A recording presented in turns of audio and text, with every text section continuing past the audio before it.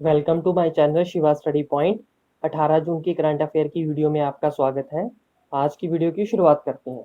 आज की वीडियो के अंदर हमारा पहला सेक्शन है स्पोर्ट्स का। इसके अंदर हमारी पहली न्यूज़ है, Sharjah online international chess championship को शेख रियार मामोदीरोव ने जीत लिया है, जो कि अजरबैजान से हैं।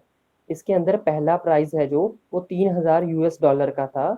और इसके अलावा पेंटला हरिकृष्णा, जो कि एक भारतीय ग्रैंड मास्टर हैं, उन्होंने इस चैंपियनशिप के अंदर दूसरा स्थान हासिल किया है।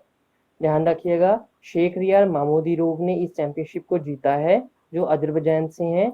और पेंटला हरिकृष्णा, जो भारतीय हैं, उन्होंने इसके अंदर दूसरा स्थान हासिल किया है। तो ये जो चैंपियनशिप है, इसको होस्ट किसने किया? Sharjah cultural and chess club UAE ने, जिसके चेयरमैन कौन है? शेख साकिर बिन मोहम्मद अल कासिमी। इसके अलावा यूएई की बात आई है तो कैपिटल क्या है? Abu Dhabi. प्रेसिडेंट कौन है? खलीफा बिन जयद अल नहान जी।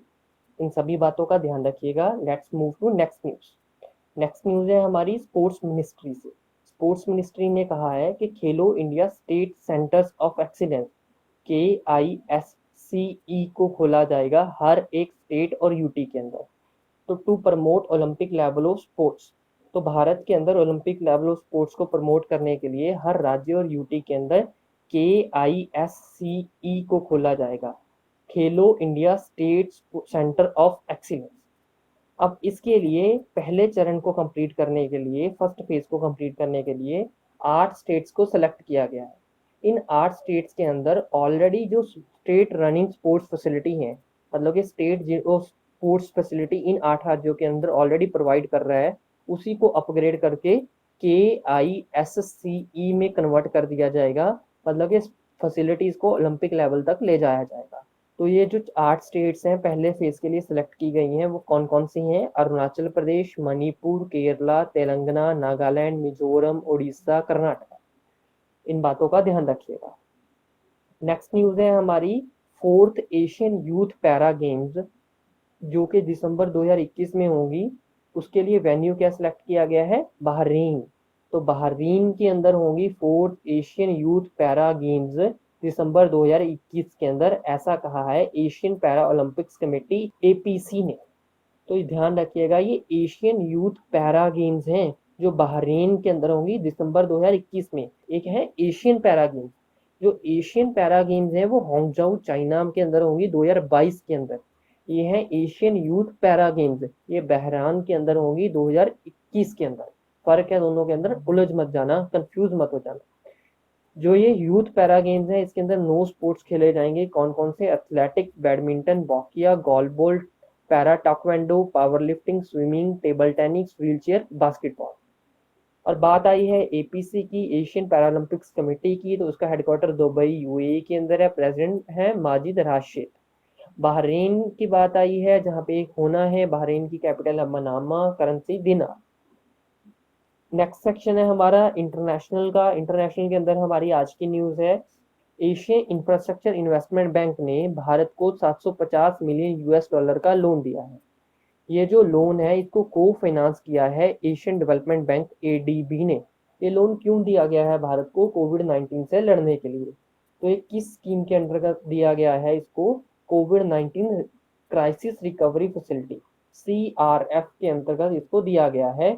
एक्चुअल CRF टोटल कितना बनाया गया है? 10 बिलियन US डॉलर का। इसमें से 750 मिलियन US डॉलर भारत को दिए गए हैं। और इसको को फाइनेंस किसने किया? एशियन डेवलपमेंट बैंक ने। मैं को फाइनेंस पे इसलिए ज्यादा जोर दे रहा हूँ कि AIIB ने दिया है, ये आपको याद रह जाएगा। को फाइनेंस किसने किया, ये इसमें कंफ्यूज हो जाओगे, तो ध्यान रखिएगा। को फाइनेंस एशियन डेवलपमेंट बैंक ने किया है। दिया किसने है? एशियन इंफ्रास्ट्रक्चर इन्वेस्टमेंट बैंक ने। इससे पहले भी एशियन इंफ्रास्ट्रक्चर इन्वेस्टमेंट बैंक ने एक लोन भारत को दिया था CRF के अंतर्गत ही, 500 मिलियन US डॉलर का। ये जो लोन है, इसको को फाइनेंस किया था वर्ल्ड बैंक ने। देखिए दोनों में डिफरेंस है। 500 मिलियन दिया था AIIB ने जब, तो उसको को फाइनेंस किया था वर्ल्ड बैंक ने। अब दिया है 750 मिलियन डॉलर का, इसको को फाइनेंस किसने किया है? ADB। दिया दोनों CRF के अंडर ही। अब बात आई है AIIB की, इसका हेडक्वार्टर बीजिंग के अंदर है। प्रेसिडेंट जिन लिक्के ने। ADB का हेडक्वार्टर मैनीला फिलीपींस के अंदर है। प्रेसिडेंट मसातुगा असाकावा जी है। वर्ल्ड बैंक का हेडक्वार्टर वाशिंगटन DC के अंदर है। प्रेसिडेंट है David Malpass. Let's move to next news. Next news है हमारी कि भारत ने नेपाल को प्रॉमिस किया है कि पशुपतिनाथ टेम्पल है जो नेपाल का one of the largest temple, उसके अंदर सैनिटाइजेशन फैसिलिटी उपलब्ध कराएगा 2.33 करोड़ रुपए का खर्चा करके। तो 2.33 करोड़ के अंदर सैनिटाइजेशन फैसिलिटी मेंटेन करेगा पशुपतिनाथ टेम्पल के अंदर भारत। इस ये कहा है उसने नेपाल को। नेपाल भारत का पड़ोसी देश है, इस बात का ध्यान रखिएगा। बात आई है नेपाल की, तो नेपाल के ये जो प्रॉमिस किया है भारत ने, कौन सी स्कीम या कौन से समझौते के अंदर ये किया गया है? नेपाल भारत मैत्री डेवलपमेंट पार्टनरशिप के अंदर ऐसा प्रॉमिस किया है भारत ने नेपाल को।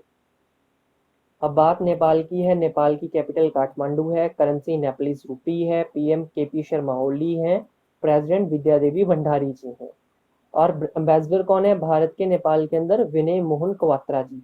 हाल ही की अपॉइंटमेंट है, ध्यान रखिएगा। अगली न्यूज की तरफ बढ़ते हैं। अगली न्यूज है कि किर्गिस्तान के पीएम है जो मुखमेदकली अबिलगाजी, मुखमेदकली अबिलगाजीव, इन्होंने रिजाइन कर दिया है अपनी पोस्ट से। तो पीएम ऑफ किर्गिस्तान ने अपनी पोस्ट से रिजाइन कर दिया है। अब किर्गिस्तान की बात आई है। किर्गिस्तान की कैपिटल बिश्केक है, करेंसी है सोम। नेक्स्ट सेक्शन है हमारा नेशनल और स्टेट न्यूज का। इसके अंदर हमारी न्यूज है khadi and village industries commission ने नीरा एंड पालमगुड़ नाम से दो प्रोडक्ट्स हैं उसको लॉन्च किया है पालगढ़ महाराष्ट्र के अंदर। आप लॉन्च भी नहीं कह सकते, ये कहा है कि वहां पे इसको बढ़ा बनाने के लिए प्रोत्साहन किया जाएगा पालगढ़ महाराष्ट्र के अंदर। अब ये पालगढ़ महाराष्ट्र के अंदर ही क्यों किया गया? क्योंकि नीरा और पाम गुड़ है जो वो पाम ट्री से बनते हैं, और पाम ट्री पालगढ़ महाराष्ट्र के अंदर बहुत ज्यादा पाया जाता है, इसीलिए वहां पे इसको प्रोत्साहन दिया जा रहा है। नीरा है क्या? नीरा एक न्यूट्रिएंट रिच हेल्थ ड्रिंक है जो बहुत सारी इंडियन स्टेट्स के अंदर पिया जाता है, और ये एक अल्टरनेटिव माना गया है सॉफ्ट ड्रिंक का, इस बात का ध्यान रखिएगा। और पाल्म गुड़ तो गुड़ की एक स्पेशल टाइप है जो पाम ट्री से मिलता है। अब बात आई है केवीआईसी की, तो केवीआईसी का हेडक्वार्टर मुंबई के अंदर है, एस्टेब्लिश 1956 के अंदर हुआ, इसके चेयरमैन विनय सक्सेना है।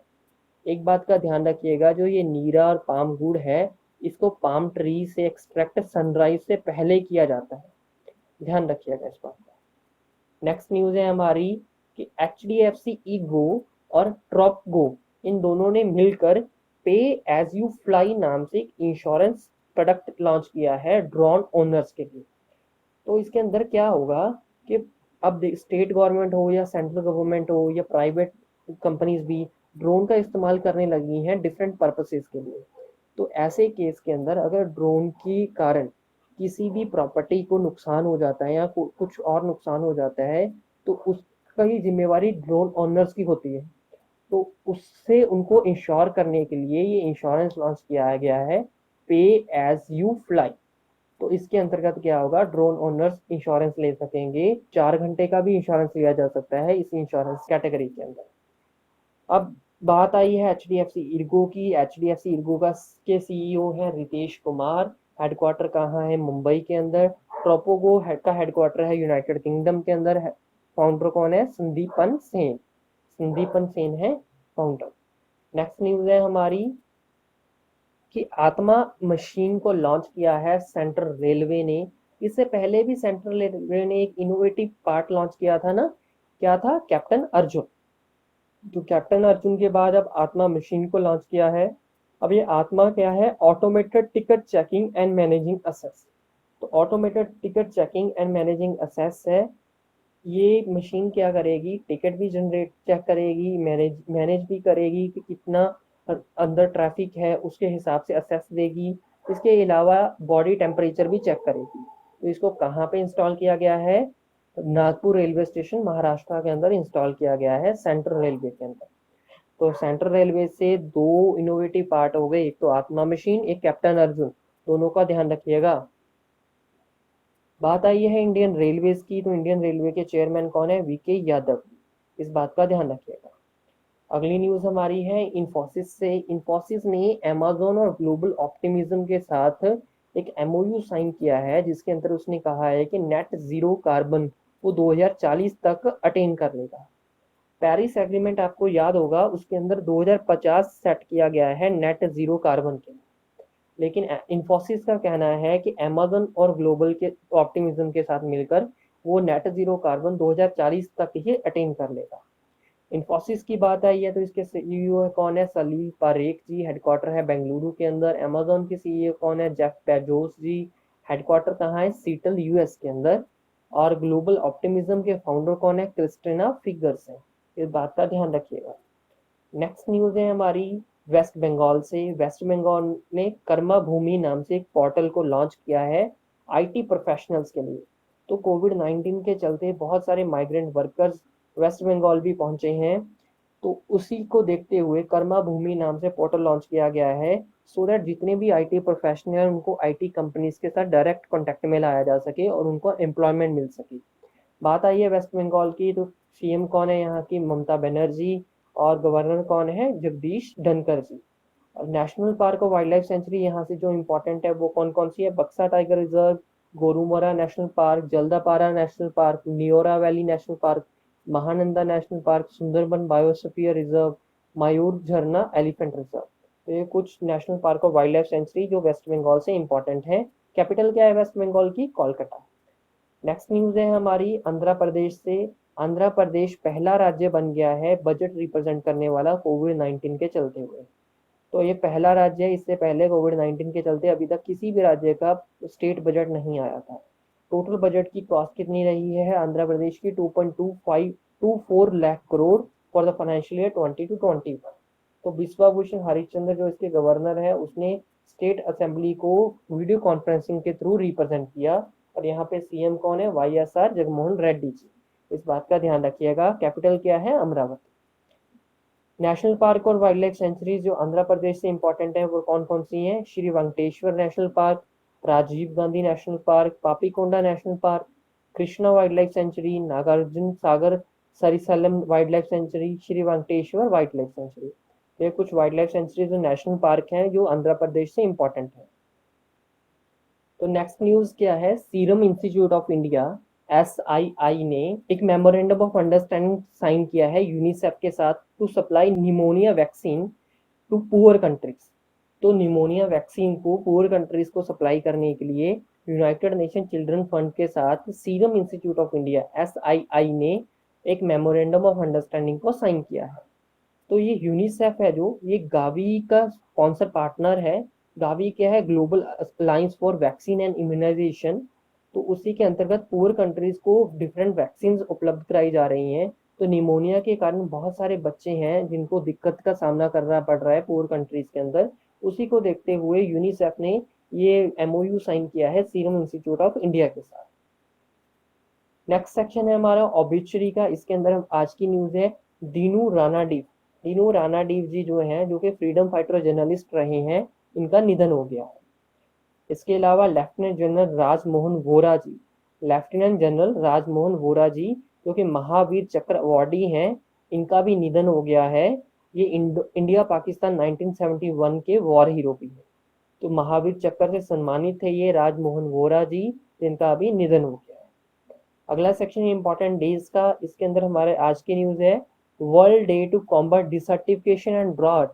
इसको 17 जून को हमने सेलिब्रेट किया। इस बार का थीम क्या रहा इसका? Food feed fibre the links between consumption and land. Food feed fibre the links between consumption and land. इसको सेलिब्रेट किसने किया? यूनाइटेड नेशन ने। तो जून के अंदर जो भी इंपॉर्टेंट डेज आए हैं उसको एक बार देख लेते हैं। वर्ल्ड मिल्क डे 1 जून को सेलिब्रेट किया और इसका थीम क्या था? 20th anniversary of world milk day. Global day of parents में हमने 1 जून को सेलिब्रेट किया। तेलंगाना फॉर्मेशन डे 2 जून को। वर्ल्ड बाईसाइकिल डे 3 जून को। International day of innocent children victim of aggression को 4 जून को। वर्ल्ड इन्वायरमेंट डे 5 जून को। रशियन लैंग्वेज डे 6 जून को। वर्ल्ड फूड सेफ्टी डे 7 जून को। वर्ल्ड ओशियन डे 8 जून को। वर्ल्ड ब्रेन ट्यूमर डे भी 8 जून को। इसके अलावा वर्ल्ड एक्रीडिटेशन डे 9 जून को। World day against child labour 12 जून को। इंटरनेशनल एल्बिनिज्म अवेयरनेस डे 13 जून को। वर्ल्ड ब्लड डोनर डे 14 जून को। World elder abuse awareness day 15 जून को। वर्ल्ड विंड डे भी 15 जून को, international day of family remittances 16 जून को, world day to combat desertification drought 17 जून को। एक तो इसको अच्छे से याद कर लीजिए, आपके लिए इंपॉर्टेंट है, मैं बार बार कहता हूँ कि डेज क्वेश्चन अक्सर पूछता है एग्जामिनर। दूसरा, जो करंट अफेयर्स हैं उसको ज्यादा से ज्यादा कोशिश कीजिए समझने का, क्योंकि समझोगे तो करंट अफेयर बहुत इजी लगेंगे और आसानी से याद हो जाएंगे। याद करोगे तो फिर भूलने की चांसेस रहेंगे और एग्जाम में हो सकता है क्लिक ना हो। तो समझिए, मैं आपको कंसेप्ट समझाता हूँ हर करंट अफेयर के पीछे, तो उसको कंसेप्ट को समझ लीजिए, तो करंट अफेयर अपने आप याद हो जाएगा, फिर लिंक करके चीजें याद करने में आसानी हो जाएगी। तो याद करने के लिए भी समझ लीजिए करंट अफेयर को, तो याद करने में आसानी हो जाएगी। नेक्स्ट सेक्शन है हमारा रैंक एंड इंडेक्स का। इसके अंदर आज का इंडेक्स है हमारा वर्ल्ड कॉम्पिटिटिव इंडेक्स 2020। इसको कौन लॉन्च करता है? International institute for management and development, IMD। तो 2020 के लिए जो इंडेक्स लॉन्च किया उसके अंदर सिंगापुर ने पहला स्थान हासिल किया है, डेनमार्क ने दूसरा, भारत ने 43वां और US ने 10वां। अब इस बात का ध्यान रखिएगा कि सिंगापुर ने पहला किया, डेनमार्क ने दूसरा किया, यहाँ तक तो समय लगती है। भारत का भी इंपॉर्टेंट है 43वां। US का इसलिए इंपॉर्टेंट हो जाता है कि US का पिछली बार स्थान था तीसरा, इस बार काफी पीछे चला गया है, 10वां स्थान है, इसलिए ये इंपॉर्टेंट हो जाता है, इसको ध्यान में रखिएगा। और IMD का हेडक्वार्टर कहाँ है? लॉजेन स्विट्जरलैंड के अंदर। चेयरमैन कौन है? माइकल डिमार।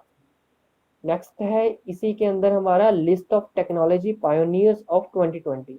तो वर्ल्ड इकोनॉमिक फोरम ने list of technology pioneers of 2020 को लॉन्च किया है। इसके अंदर स्टेल्पस एंड जस्ट मनी जो भारतीय स्टार्टअप हैं, इन्होंने स्थान हासिल किया है। तो ध्यान रखिएगा, इस लिस्ट के अंदर स्टेल्पस और जस्ट मनी ने, जो भारतीय स्टार्टअप हैं, इन्होंने स्थान हासिल किया है। वर्ल्ड इकोनॉमिक फोरम की बात आई है तो जेनेवा स्विट्जरलैंड के अंदर हेडक्वार्टर है, प्रेसिडेंट बॉर्ज ब्रांड है, CEO है कैलस स्क्वेब। और जस्ट मनी की बात आई है, हेडक्वार्टर बेंगलुरु के अंदर है, फाउंडर है आशीष अनंथरमन, प्रिया शर्मा और लीसी चैंपमन। स्टेल्पस की बात आई है, हेडक्वार्टर बेंगलुरु के अंदर, CEO है रंजीत मुकुंदन। नेक्स्ट सेक्शन है हमारा बुक्स एंड ऑथर्स का। इसके अंदर आज की न्यूज है काजुआ इशुगुरा। काजुआ इशुगुरा जो कि नोबेल प्राइज विनर हैं लिटरेचर के अंदर, इनकी बुक आएगी 2021 मार्च के अंदर, जिसका नाम है कैलेरा द सन। कैलेरा द सन नाम से बुक आएगी मार्च 2021 के अंदर। ऐसा माना जा रहा है कि नोबेल प्राइज जीतने के बाद ये इनकी पहली बुक है। नोबेल प्राइज विनर है ये लिटरेचर के अंदर, और एक जापान बेस्ड ब्रिटिश ऑथर हैं, इस बात का ध्यान रखिएगा। काजुआ इशुगुरा जी इंपॉर्टेंट है आपके एग्जाम पॉइंट ऑफ व्यू से ये न्यूज। टाइम है अब रिवीजन का। रिवीजन के अंदर हमारा क्वेश्चन है विच बैंक हैज स्टार्टेड सुरक्षा सैलरी अकाउंट फॉर MSME। तो सुरक्षा सैलरी अकाउंट MSME के लिए किसने लॉन्च किया? एयरटेल पेमेंट बैंक ने। Thank you so much for watching the video. Please subscribe the channel and press the bell icon and share the video with your friends.